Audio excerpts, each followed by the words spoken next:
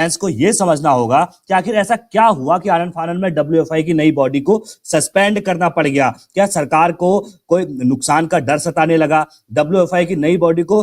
अब मैं आपको 3 वजह बताता हूं कि आखिर सस्पेंड क्यों किया गया। विस्तार से मैं आपको बताने की कोशिश करता हूं, आप समझिए कि आखिर क्या वजह। देखिए, इस मामले में विपक्षी पार्टी को पूरा फायदा मिल सकता था। एक तो चुनाव आ रहा है, 2024 का चुनाव है, तो विपक्ष इसमें फायदा उठा सकता था। दरअसल बीजेपी आलाकमान और सरकार के रणनीतिकारों को लगता है कि डब्ल्यूएफआई के कारण विपक्ष इस पूरे मामले को 2024 के लोकसभा चुनाव मुद्दा बनाकर फायदा उठा सकता है।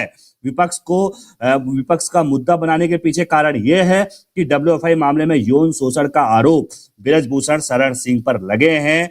उनकी जो अध्यक्ष के साथ साथ, देखो, एक तो वो डब्ल्यूएफआई के अध्यक्ष थे, उन पर आरोप लगा यौन शोषण का। इसके अलावा वो बीजेपी के केसरगंज से सांसद। विपक्ष को ये मुद्दा मिल सकता था, इसीलिए बीजेपी जो है वो इस पर आरोप लग रहे थे लगातार, और इसलिए ये फैसला लिया गया। इस तरीके की चर्चाएं चल रही हैं।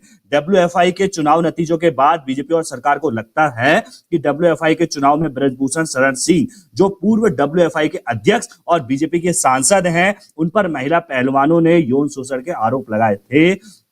डब्ल्यूएफआई चुनाव में बृजभूषण शरण सिंह के समर्थन वाले ग्रुप संजय सिंह और उनके ग्रुप के जीतने के बाद बजरंग पुनिया, और देखिए बजरंग पुनिया ने क्या किया, उन्होंने पद्मश्री लौटा दिया था। साक्षी मलिक और विनेश फोगाट ने क्या किया, उन्होंने संन्यासिनी की घोषणा कर दी थी, और जिसके बाद प्रियंका गांधी साक्षी मलिक से मिलने के लिए उनके घर भी पहुंची हुई थी। तो बीजेपी सीधे तौर पर इसमें देखिए पिछड़ते जा रही थी, और ये एक्शन लेना बहुत जरूरी हो गया था। और उसके बाद चर्चा के बाद बीजेपी ने एक्शन लिया, बीजेपी हाईकमान ने एक्शन लिया, मंत्रालय ने एक्शन लिया, डब्ल्यूएफआई की नई जो बॉडी थी उसको सस्पेंड कर दिया है। पहला कारण तो ये रहा, ठीक है। इनसाइड स्टोरी में आपको बता रहा हूं। देखिए, पहली वजह ये हो सकती है जो चर्चाएं चल रही है।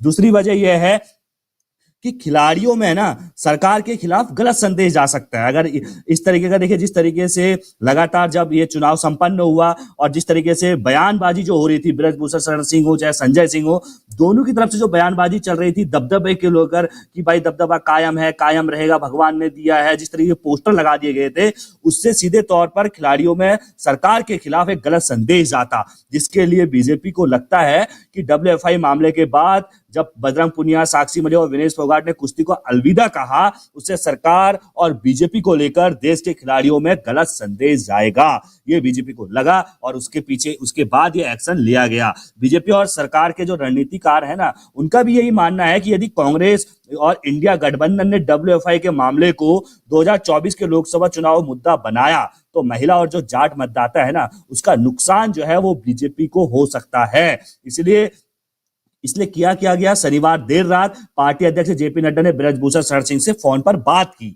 और दिल्ली आकर मुलाकात करने के लिए कहा। रविवार सुबह बृजभूषण शरण सिंह पार्टी और सरकार की तरफ से जानकारी दी कि डब्ल्यूएफआई की नई जो बॉडी यानी कि जो नया नवनिर्वाचित गठन किया गया था, उसको खेल मंत्रालय ने सस्पेंड कर दिया गया है। पहले जेपी नड्डा से बृजभूषण शरण सिंह की मुलाकात होती है, उसके बाद सस्पेंड कर दिया जाता है। देखिए, 2 वजह मैंने आपको बताई। एक तो 2024 का देखिए विपक्ष को मुद्दा मिल जाता सीधे तौर पर, और दूसरा यह है कि खिलाड़ियों में सरकार के खिलाफ गलत संदेश जा सकता था। और जो तीसरा मुद्दा है ना, तीसरी वजह जो है वो सामने आ रही है, जो चर्चाएं चल रही हैं लगातार सोशल मीडिया में, जो चर्चाएं चल रही हैं उसमें तीसरी वजह ये सामने निकल कर आती है कि अंतर्राष्ट्रीय ओलंपिक संघ में भी इससे भारत की साख खराब हो सकती थी। क्योंकि जिस तरह की चर्चाएं चल रही थी, देखिए बीजेपी का सांसद है, उस पर यौन शोषण के आरोप लगे, वो कोर्ट पर केस चल रहा है, उस पर कोर्ट फैसला लेगा, उस पर सुनवाई होगी, लेकिन उसके बावजूद भी जो नया अध्यक्ष बनाया जाता है वो भी जिस पर आरोप लगे हैं उसी का करीबी है। खुद बयान आके वो बाहर देते हैं कि हाँ, मैं बृजभूषण शरण सिंह का करीबी हूं। संजय सिंह का ये बयान भी बड़ा वायरल हुआ था। देखिए, अब बीजेपी रणनीतिकार जो हैं वो ये भी मानते हैं कि इंटरनेशनल ओलंपिक संघ यानी कि आईओसी में भारत की साख इससे खराब हो सकती है। ऐसे में बड़ा कदम उठाया गया। इन्हीं सब कारणों से बृजभूषण शरण सिंह को दिल्ली बुलाया, जहां